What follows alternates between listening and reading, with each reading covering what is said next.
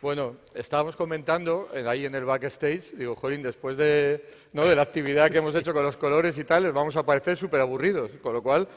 Cuando veamos que nos aburrimos diremos rojo, ¿vale?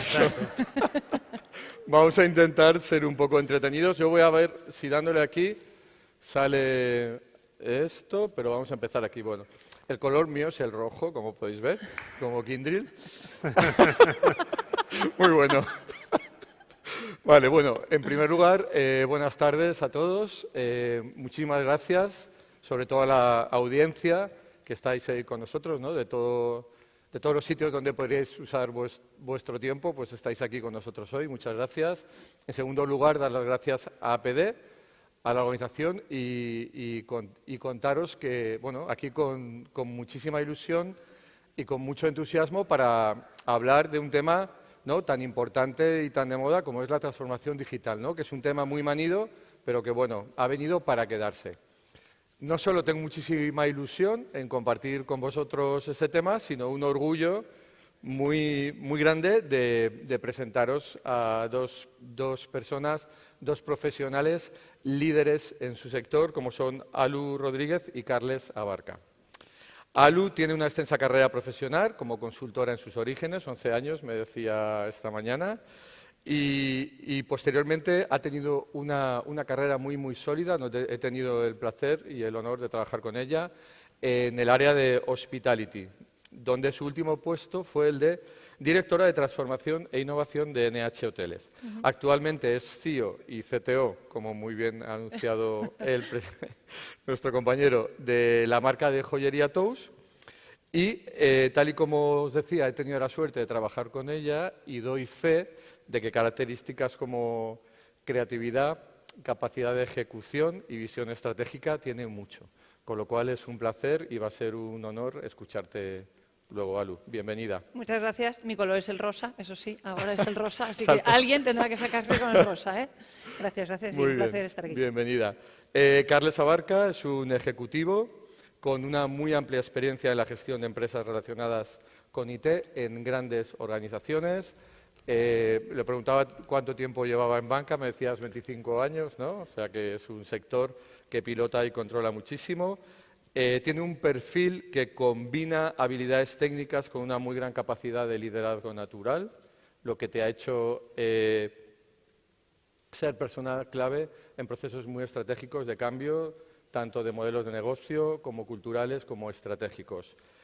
Carles se denomina a sí mismo como un agente de transformación tecnológico, de forma que mejor que Carles, junto con Alu, para compartir con nosotros su punto de vista acerca del tema que vamos a tratar hoy, que es, como sabéis, la tecnología como driver o como factor de la transformación exponencial, ¿no? Hay un supertítulo que vamos a intentar aterrizar un poco a la realidad, ¿no? Y que no sea porque aquí somos un grupo de personas que estamos en áreas de tecnología que decidimos decir que es que la tecnología ahora va a dar las normas de cómo va a funcionar todo, ¿no? Vamos a aterrizar un poquito para entender si eso es así y por qué es así. Bueno, como me anunciaba también el compañero, pues bueno, soy el director de Marketing, Comunicación y Responsabilidad Social Corporativa de Kyndryl. Kyndryl, sabéis que somos una empresa relativamente nueva, tan nueva que nacimos el 4 de noviembre en bolsa. Somos la escisión, el spin-off del área de tecnología de servicios, de modernización y transformación digital de IBM. Entonces, somos una empresa independiente con vida propia desde el 4 de noviembre y encantado de estar aquí con vosotros haciéndoos esta introducción que os decía.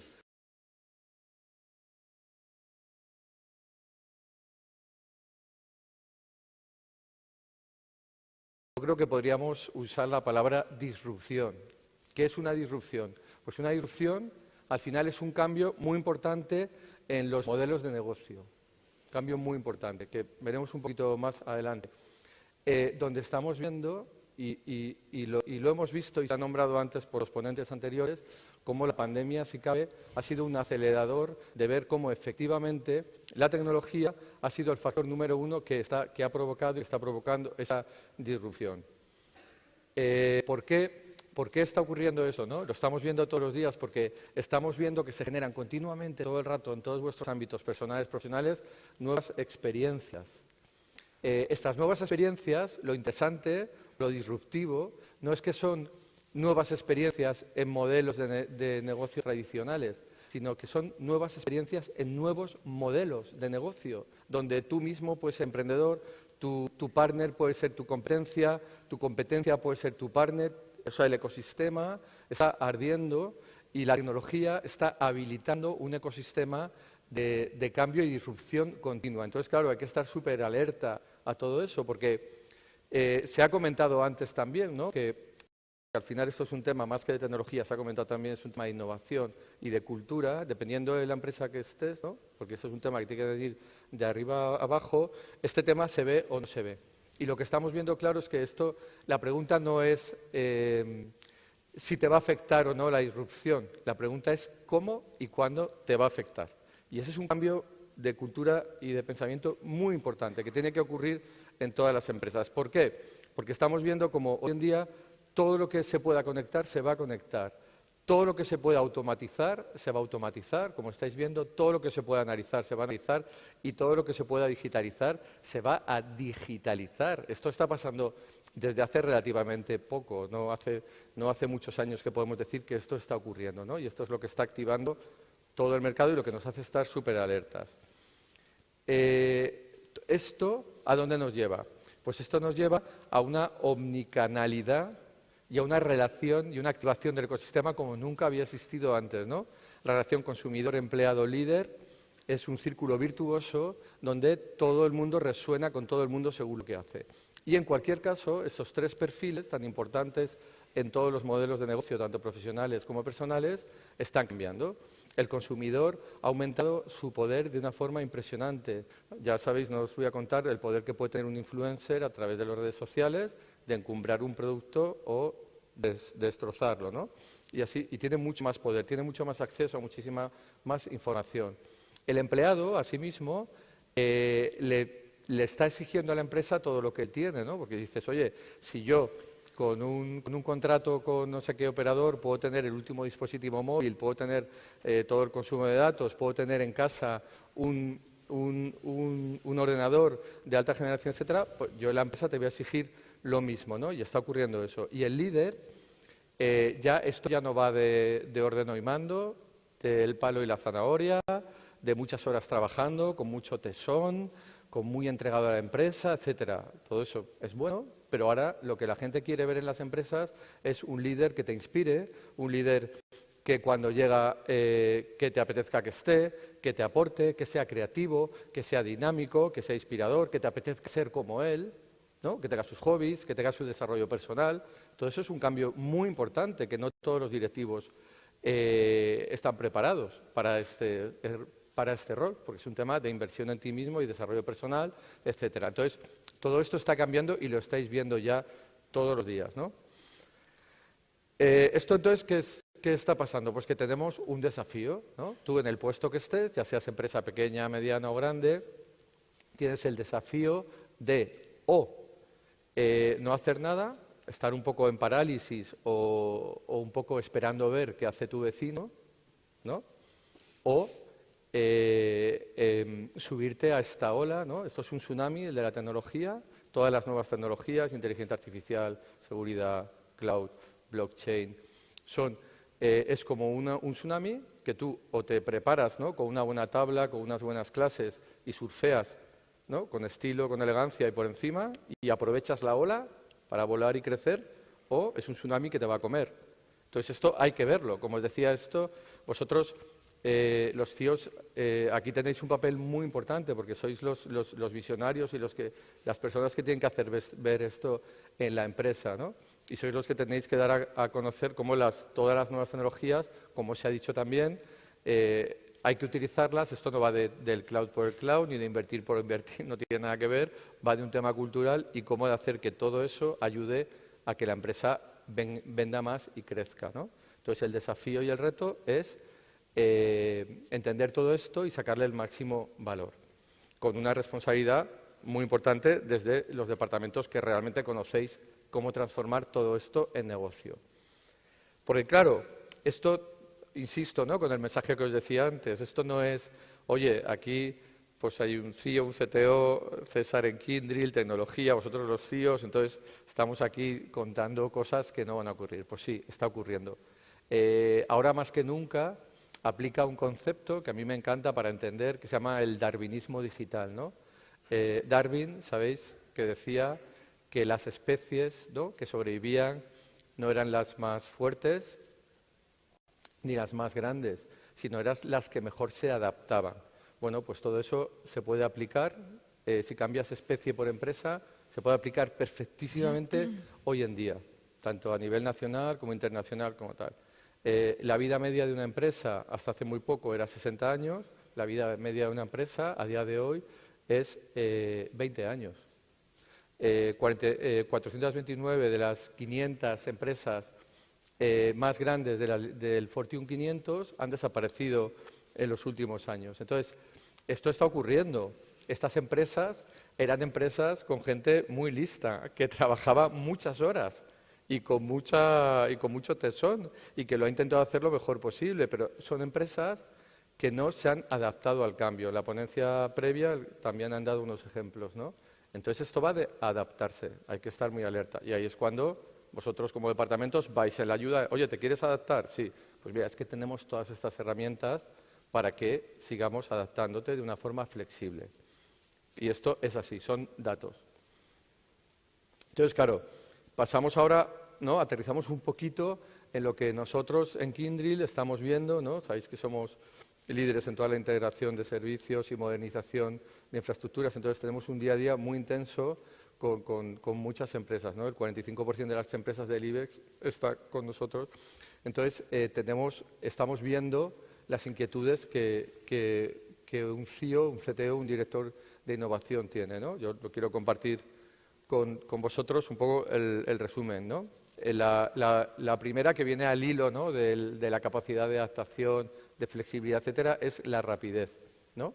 Desde que tienes una idea hasta que te dice que eres capaz de ponerla en marcha, ¿no? Pues esto se llama el time to market, como sabéis, y entonces, claro, todo el cloud es un muy buen habilitador para todo esto, y esto es algo que antes no teníamos. La eficiencia en los costes, quitarte lo más que puedas el coste fijo, pasar al variable continuamente, ¿no? El tema de reducción de costes es algo que, como la transformación digital, existe y existirá, y eso va a ser toda la vida, reducción de coste, reducción de coste. Luego tenemos ahora un tema muy importante que vamos a comentar luego, que es el tema de la gestión del talento, ¿no? Qué importante es ahora poder encontrar el skill que necesitas y qué complicado, ¿no? Pensamos también en muchos aspectos. Luego también nos preocupa mucho, os preocupa y tenéis en el radar el tema de la innovación, continuamente hay que innovar. Y luego estos dos últimos, que son muy interesantes y muy claves, que parece que como se dejan siempre para el final, son los modelos de operación y de gobierno, ¿no? Qué importante es decir, oye, ahora estoy transformando, ahora lo que antes tenía, ¿no?, todo en legacy y tal, pues ahora estoy abriendo mis mundos digitales, mis mundos multicloud, pero claro, el viaje no acaba ahí, ni mucho menos. Ahora tienes que saber cómo operar todo eso, cómo optimizarlo, porque se te abre otro mundo que antes no tenías. Entonces, aquí lo que nosotros también vemos y lo que nosotros recomendamos es que se haga una hoja de ruta. Aquí, como en la vida, se dicen cosas que a veces son muy evidentes, pero algunas empresas realmente no lo han planteado, no se lo han planteado de forma seria en su plan estratégico, ¿vale? Entonces, una hoja de ruta que tiene tres partes muy diferenciadas. Luego tú las subdivides como quieras, ¿no? Pero hay una parte primera importantísima, clave, mucho más clave que lo que es la parte más de migración, que parece siempre como la más, sino es la de pensar. Entonces tienes que pensar, oye, ¿dónde estoy? ¿Qué quiero? ¿Quién me hace un diagnóstico de verdad de lo que tiene que ir a la nube, lo que no, lo que es mejor, lo que es peor? Lo hemos dicho antes, esto no va todo a la nube, ¿no? Hay muchos mitos aquí del cloud, pues hay que entenderlo bien, alguien te tendrá que ayudar a hacerte un diagnóstico y una consultoría, decir, oye, ¿qué grado de madurez tiene mi empresa para que yo ahora dé este salto? Lo hago a lo bestia porque, oye, creo que lo puedo hacer y fenomenal. Lo hago poco a poco, lo voy escalando. Eso es muy importante que lo penséis, ¿no? Y eso es una fase de calidad que es como, ¿no?, cuando vas a partir un árbol, deberías estar más tiempo afilando el hacha, ¿no? Si tienes 1 hora, pues 50 minutos afilando el hacha y luego en 10 minutos el árbol cae, ¿no? Pero si ya empiezas a dar tal, pues te puedes estar 3 horas que el árbol no. Pues esto es lo mismo, una etapa previa. Luego, la de construir, la de migrar y desarrollar, y luego lo que decíamos antes, ¿no? Que no voy a entrar otra vez, ¿no? La de operar y gestionar, importantísimo. Con esta ya termino y es un poco ¿qué es lo que estamos viendo? Pues estamos viendo lo que os decía antes, ¿no? Que el más del 60% de nuestros clientes nos está diciendo que no tienen las herramientas y los procedimientos y los skills, si me permitís, para hacer un viaje de transformación digital de calidad y de seguridad, ¿no? Que en cada paso veas que vas avanzando y que vas aprovechando hasta el último euro de tu inversión, ¿no? Porque nosotros también lo que recomendamos siempre, cualquier proyecto que damos de transformación, con un retorno de la inversión. O sea, todo va orientado al negocio. 1 euro que pones aquí te tiene que revertir en el negocio siempre, ¿no? Entonces, nosotros, si me permitís, el consejo que damos es ese, ¿no? Cógete un muy buen socio tecnológico, que sea tu mejor compañero de viaje, que te pueda, en todas las fases que hemos visto, ¿no? Ante esta disrupción y esta transformación, pues acompañarte, ¿no? Para que no falles y des lo mejor a tu empresa. Bueno, yo quería, ¿no?, dar unas ideas, he ido aquí a 1000 por hora porque os he entrado también un poco tarde, para entrar en calor, ¿no?, un poco de lo que estamos viendo hoy. Entonces, empezamos, Alu, ¿no?, contigo, si me permites. Perfecto. Me encantaría que me contaras un poco en una empresa como Tous, de lo que hemos hablado, ¿no? ¿Qué papel estratégico puede tener o qué papel tiene la transformación digital en vuestra estrategia? Bueno, yo me gustaría primero quitarle el digital, creo que antes lo decía la persona de Seidor, porque yo creo que tenemos que hablar de transformaciones de empresa, ¿vale? Y es verdad que hay una parte enorme de digitalización, hay una parte muy importante de precisamente esto, de hacer más digital todo. Pero yo creo que hablamos, y lo que hablabas antes también, del talento, de las personas, ¿vale? Al final, bueno, Tous, no sé si lo conocéis todos, pero somos una empresa centenaria, familiar, que lleva dedicándose a la joyería pues más de un siglo, ¿no? Es nuestro año 101. Durante estos años se ha transformado mucho para estar donde está, ¿no? Porque al final, si no, pues acabas un poco siendo una empresa, como dices, ¿no? Que o te transformas, porque también la joyería ha cambiado mucho. Entonces, yo hablaría de una palabra como tal, como transformación de empresa, ¿eh? Sí que es verdad que creo que la tecnología ayuda muchísimo y que estamos en el momento, como también decía antes la persona de Seidor, que creo que era Alberto, pero ahora me estoy confundiendo porque como le ha cambiado el nombre, no sé si lo era o no, que es, las empresas están preparadas y tienen que hacer esto y necesitan y tienen el talento. ¿Cómo lo hacen, ¿no? Entonces, Tous sí que es verdad que ha hecho una reflexión de, oye, necesito una transformación profunda. Necesito hacer una transformación que realmente me haga pensar un poco en todo. Nosotros hemos hecho un plan, lo que hablabais antes, un plan estratégico, nuestro plan estratégico, uno de los ejes que tiene es el Tous Next, que es la transformación en sí, ¿no? ¿Qué es lo siguiente a Tous o cuál es el siguiente paso, ¿no? Es un plan de transformación que en el fondo toca a todas las áreas de negocio, absolutamente a todas, y los initiative owners, los dueños de las iniciativas, son personas de cada una de las áreas, porque al final la transformación solo puede venir del negocio, ¿vale? Pero sí que es verdad que la tecnología es el posibilitador de que la compañía se transforme en muchísimas de las iniciativas que tenemos. En nuestro caso, y os digo, con mi experiencia de donde he estado, el 90% de las iniciativas al final tiran de la tecnología, ¿no? Pero no la tecnología de por sí. Y seguro que todos los tíos que estáis aquí estáis conmigo en que a veces te vienen de distintas áreas de, oye, necesito un blockchain. ¿Necesitas un blockchain para hacer qué? Bueno, porque he estado en un evento y me han hablado de blockchain y yo creo que nos puede ayudar, ¿no? Bueno, tú cuéntame qué te pasa y luego yo a partir de ahí buscamos qué tecnología, porque para eso pues me dedico a esto, ¿no? Entonces, la tecnología en por sí no ayuda, ni la tecnología, poner una tecnología determinada te ayuda a transformarte, pero sí que la tecnología te ayuda a posibilitar cumplir, ¿no?, tus sueños como negocio. Entonces, yo creo que es muy importante.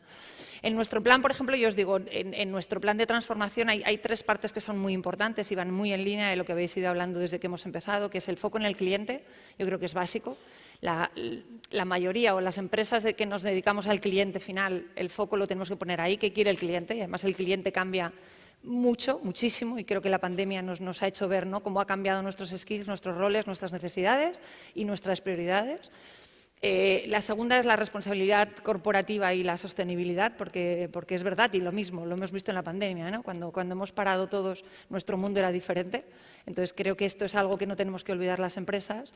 Y luego, otra cosa que también estabas diciendo, que es la eficiencia, la agilidad y la flexibilidad, ¿no? Yo creo que hemos de tener, y lo decíais también antes, ¿no?, plataformas y sistemas que nos permitan ser ágiles y adaptarnos a los cambios que nos van a pedir nuestros clientes, nuestros empleados, porque es verdad que el empleado cada vez quiere unas cosas diferentes, los perfiles y los roles, y el talento le ganamos con un proyecto o no le ganaremos y se nos irá. Y por supuesto, para eso, ir cambiando a cómo el mundo cambia y a las situaciones que nos van a tocar vivir. Entonces, transformarse o morir, esa es la cuestión, y la tecnología sin duda. Y de hecho, yo llevo dos roles en mi cabeza, que es CEO y CTO, porque creo que la tecnología de la informática, de las plataformas, de los sistemas, nos dan esa posibilidad a que las compañías se transformen, o dar esa posibilitador a que la tecnología sea no un impedimento para transformarse, sino efectivamente algo que te simplifica, te flexibiliza y te ayuda a que te transformes. Nosotros lo estamos trabajando mucho en ello, perdón. A mí me encanta cuando cuentan cosas que ocurren, es decir, esto no es teoría, habla de práctica. Cuando una empresa, ¿no?, de más de 100 años, nos contabas, yo no sabía que era centenaria, enhorabuena, y realmente todos lo conocemos, ¿no?, Tous, cómo ha ido evolucionando y creciendo, o sea que enhorabuena. En una empresa tan tradicional como es la joyería, ¿no?, lo has nombrado antes, ¿no?, el tema del talento y la cultura. ¿Cómo encajáis, cómo lleváis para asegurar que efectivamente la cultura y el talento dentro está siguiendo la misma evolución que necesitáis? Para nosotros es muy importante. O sea, yo creo que en toda mi experiencia, y creo que seguro que todos estáis de acuerdo conmigo, que las empresas solo se transforman si las personas que forman parte de esas empresas se transforman. Porque si no es imposible. Podemos poner la tecnología que queramos, podemos definir un proceso diferente, pero si la persona al final no lo lleva a cabo, la empresa no se transforma, ¿no? En nuestro caso, por ejemplo, y en mis experiencias pasadas, yo creo que todo viene por un liderazgo desde arriba, ¿vale? En nuestro caso, desde la presidencia, desde el CEO, de hoy el Tous Next es parte nuestra, es algo que seguimos, hacemos seguimiento semanal, que revisas, que influyes, que comunicas, que baja hasta abajo, que tenemos que llegar, porque en nuestro caso, por ejemplo, donde tengo que llegar es al cliente final, y el cliente final está en tienda. Entonces, o llego con mi transformación a la tienda o pinto un proceso perfecto de cambio en el proceso de venta, que es el que queremos, ¿no?, más enfocado al cliente, con todo el conocimiento que tengo de cliente, con todas las herramientas que me permiten conoceros como clientes, pero o llego a la tienda o por mucho proceso que he pintado, el cliente no se va a enterar de nada. Entonces, es muy importante que esas personas se sientan parte de esa transformación. Para ello, por supuesto, les tienes que dar mucha formación, tienes que hacerles sentir parte de este proyecto. En nuestro caso, lo que os digo, las iniciativas tienen dueños de cada una de las áreas. En muchos casos son las store managers, gente que está en las tiendas, que les hacemos participar en los proyectos, porque o te sientes parte o al final para ti es como, bueno, algo que te mandan a hacer, algo más que vino de central, ¿no?, que seguro que os suena a esta historia. Entonces, para mí el talento, es formarles, es hacerles formar parte, es que sientan esa cultura, que estén orgullosos de ser parte de Tous y de cómo Tous se está transformando y se sigue transformando. Entonces, yo creo que es muy, muy importante eso, el estar comunicado, el sentirte parte, el que venga desde arriba y llegues hasta abajo, porque muchas veces se quedan en un eslabón intermedio, sobre todo empresas como la nuestra. Nosotros estamos en 45 países con 700 tiendas. Entonces, ya solo la cultura diferente en cada país ya nos hace, depende qué barreras las tenemos que cubrir de una manera distinta. Esa gestión del cambio, que yo he trabajado muchos años de consultor, como decía César, y siempre pintábamos, ¿no?, en una slide la gestión del cambio. Pero yo a veces, sobre todo en los primeros años, decías, pero esto de la gestión del cambio, ¿quién lo hace? Porque yo no tengo claro quién lo hacemos, ¿no? ¿Cómo lo hacemos explícito? Yo creo que en esto sí que hemos cambiado mucho, ¿no? O en un proyecto tienes esa parte de gestión del cambio, de cómo involucras, qué áreas están involucradas, cuáles son tus key users y aquellas personas embajadores que te van a ayudar a que esto llegue o no llega. Y lo que os decía antes, o nos cambiamos también, incluso la cultura de la compañía tiene que ir evolucionando, porque el talento y las nuevas perfiles, necesitamos perfiles digitales, necesitamos perfiles más Y dejarme decir eso, y sí, yo soy informático y soy friki por defecto, es verdad, ¿no? Pero tenemos perfiles que cada vez valoran más una serie de cosas que otras, que a lo mejor el proyecto, lo primero que te preguntan no es lo que cobran, sino ¿qué proyecto, de qué proyecto me hablas? Y si el proyecto ya no me gusta, me da igual el dinero que me vayas a pagar. Entonces, creo que nos adaptamos, ya no en la tecnología que necesitamos, en que necesita nuestro cliente, sino que nos pide nuestra empresa, que nos pide el talento. Y el nuevo y el antiguo, porque a veces, y entonces tenemos gente que lleva 20 y tantos años trabajando, que también, o sea, van evolucionando con la compañía, ¿no? Y al final es, oye, esto lo hemos de cambiar, esto porque siempre es así. Entonces, creo que es importante que las personas sean el foco de la transformación, porque sin las personas no transformamos nada, nada de nada. Muchísimas gracias, Saru. Muchísimas gracias por confirmar algunas de las cosas que hemos visto antes y tu punto de vista súper interesante. Pasamos a un sector que es el sector banca, Carles, que tú, como decía antes, pilotas un montón, has liderado, desarrollado un montón de proyectos ahí.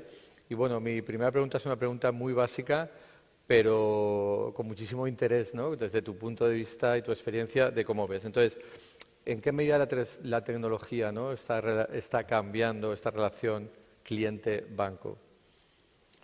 Bueno, el caso de la banca, nosotros además llevamos ya años inmersos en un proceso de transformación industrial. Es decir, esta última fase de aceleración tecnológica lo que ha hecho es efectivamente poner de manifiesto la necesidad que teníamos todos ya de asumir unos paradigmas de relación nuevos. Y de hecho, seguro que todos, como sois del sector, habéis visto los famosos memes de oye, el COVID ha hecho más por la transformación digital que todos los tíos juntos, ¿no? A mí me gustaría ponerme un poco reivindicativo, es decir, el COVID ha hecho mucho más por la adopción de canales y de soluciones que los CIOs ya habíamos preparado desde hace muchos años.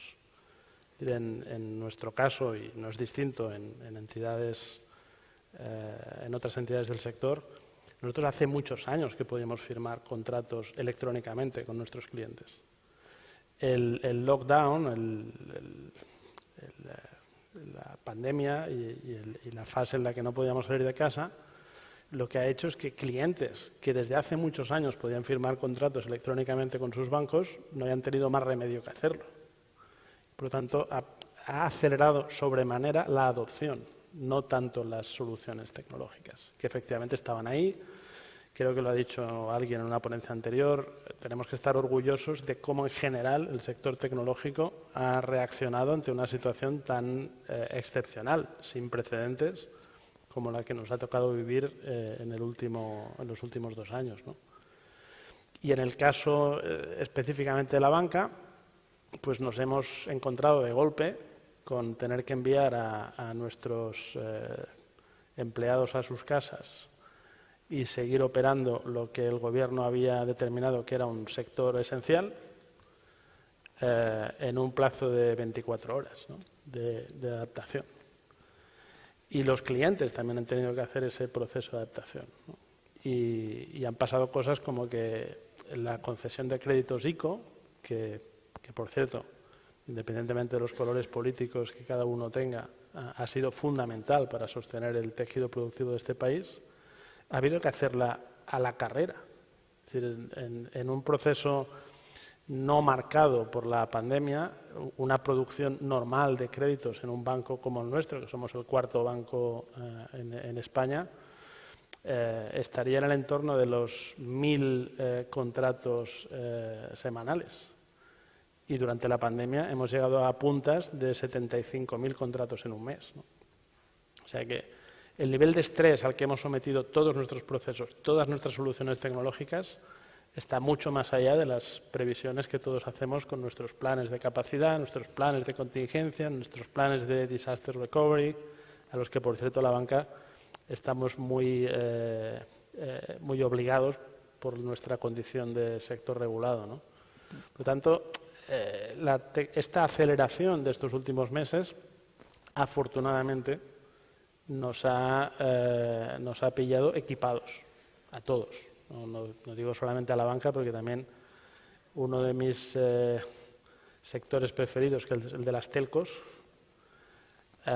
pues han aguantado como campeones. Yo Cuando tú lees tu contrato de tu fibra de tu casa y te garantizan el 10% del ancho de banda, la reacción natural es pensar, cuando yo esté teletrabajando en casa y el resto de la familia esté con Netflix, esto no va a funcionar. Y en cambio, pues todo ha ido razonablemente bien durante todo este periodo de tiempo, ¿no? Por lo tanto, yo creo que tenemos que darnos por satisfechos de cómo los que estamos en el mundo de la tecnología, cómo hemos afrontado el reto. Y lo que nos toca ahora es aprovechar esta inercia para conservar aquello que tiene de positivo y buscar la manera de paliar los efectos negativos, que también los tiene, dicho sea de paso. Es decir, yo me encuentro ante la paradoja personal casi de haber sido durante años un defensor a ultranza del teletrabajo y ahora estoy yendo a la oficina con actitud militante, precisamente para encontrar un punto de equilibrio que compense los efectos nocivos que también tiene el distanciamiento social que nos impone el teletrabajo, ¿no? Por tanto, hay muchos factores que permiten leer una misma situación con ángulos, con visiones muy distintas, ¿no? Claro. Bueno, soy testigo de todo lo que has dicho como cliente de banca y efectivamente todo eso ha ocurrido, se ha acelerado, pero tú ya lo has nombrado un poco, ¿no? Frente a esta situación aparecen muchas ventajas, pero aparecen muchos retos, ¿no? También tenemos que pensar, actuar de forma distinta. ¿Cuáles son, desde tu punto de vista, los retos que los ciudadanos y las empresas ahora tienen con este nuevo entorno? Yo creo que esa aceleración exponencial que citábamos en el título de la ponencia tiene plantea muchas más oportunidades que riesgos. Por lo tanto, el balance, desde mi punto de vista, es claramente positivo, pero los retos son muy notables, ¿no? Hay un reto muy manido, que es el de la brecha digital, el del acceso universal a la tecnología. Empezamos a acercarnos a situaciones en las que ya no hay alternativa al proceso digital. Es decir, si tú no participas del proceso digital, eres un ciudadano orillado, ya no tienes posibilidad de actuar en sociedad y tenemos que paliar ese efecto garantizando el acceso universal a la tecnología, y eso es una responsabilidad de todos. Tenemos un reto mayúsculo, y en concreto en el caso de la banca es un reto muy acentuado, y es el de la ciberseguridad. Es decir, el llevar cada vez más procesos, y por lo tanto procesos sensibles y procesos críticos, a un mundo digital, atrae inevitablemente al cibercriminal, ¿no? Y tengo que decir que los cibercriminales están faltos de ética, pero no de talento. Es decir, acumulan una cantidad de talento y una cantidad de medios alucinante.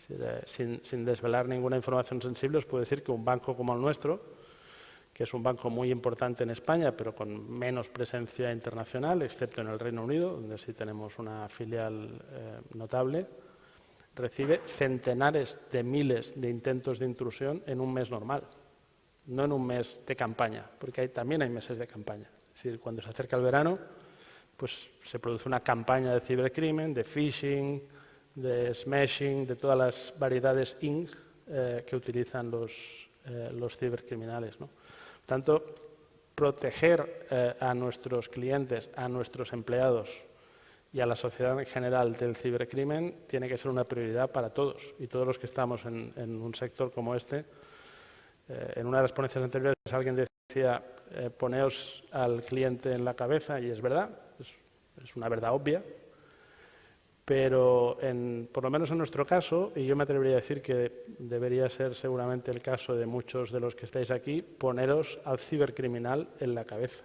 Es decir, no podemos hacer procesos pensando solo en hacerlos frictionless y en que todo sea muy fácil, si a cambio se lo vamos a poner muy fácil al cibercriminal, ¿no?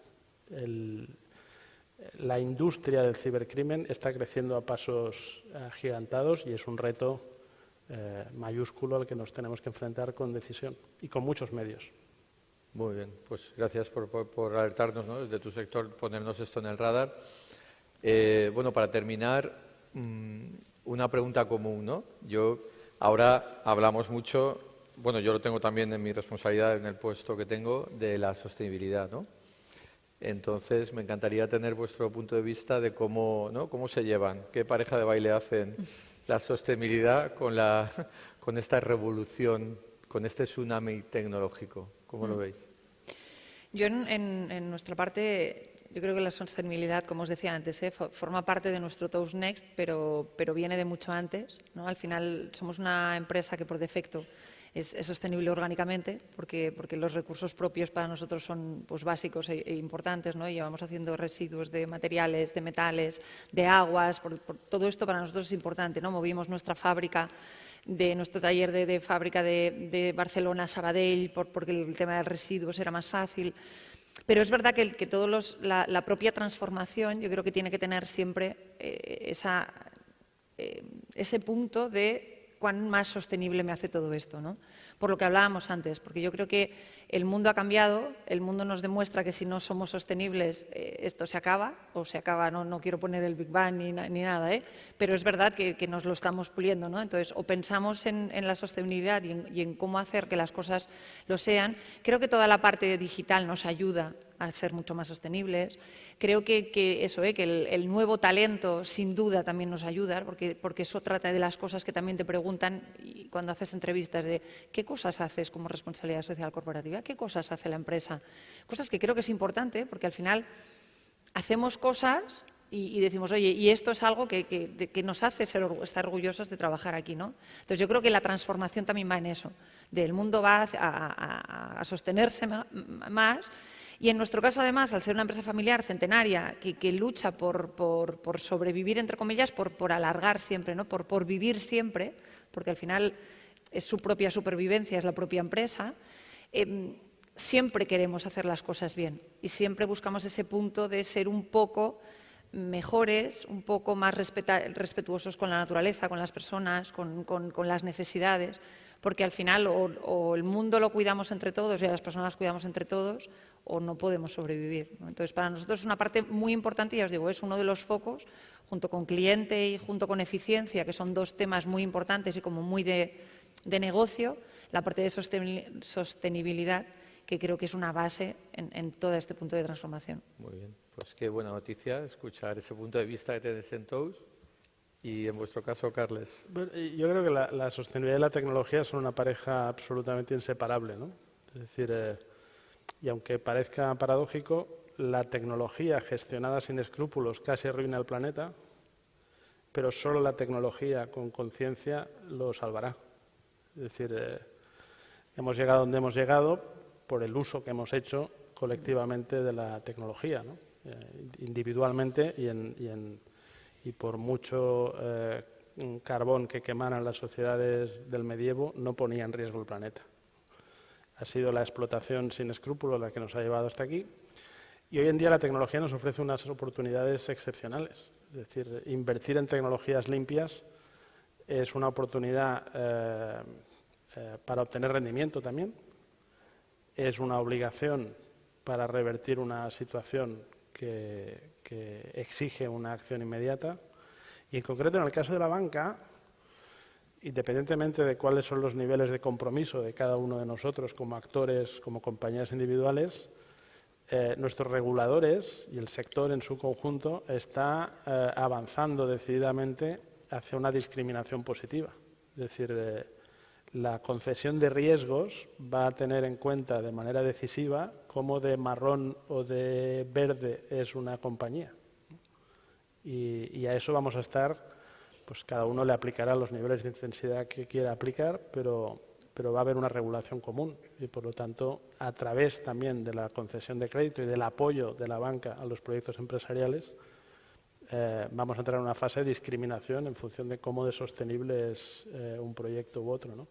Nosotros tenemos ya también una dirección de sostenibilidad que no solo mira hacia afuera y hacia los proyectos que financiamos, sino nuestra propia huella de carbono.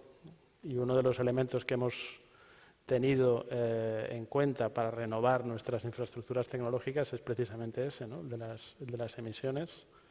No ya porque nos obligue el regulador, que todavía no, en ese aspecto concreto, sino porque nos parece que es parte de nuestra responsabilidad social, ¿no? Muy bien, pues qué buenas noticias también escuchar vuestro punto de vista desde Banca. Para acabar exquisitamente en tiempo, yo me quedo con 3 ideas que habéis dicho, me han encantado. Una, habéis dicho que esto es un tema cultural, de innovación, que tiene que venir de arriba a abajo, siempre soportado, tiene que ser un tema de visión, ¿no? Los comités de dirección tienen que estar continuamente preguntándose cómo transformarse. Me ha encantado un concepto que ha dicho Carles también, que eso es un tema de adopción, más que cualquier otra cosa, de saber cómo y cuándo aplicarlo mejor. Y luego un tercer tema que habéis dicho los dos, que es un tema de talento y que esto va de personas, ¿no? Pues con estas 3 ideas nos despedimos y dar las gracias a la audiencia por estar aquí y desearos muchísimo éxito en todo lo que hagáis a partir de este momento.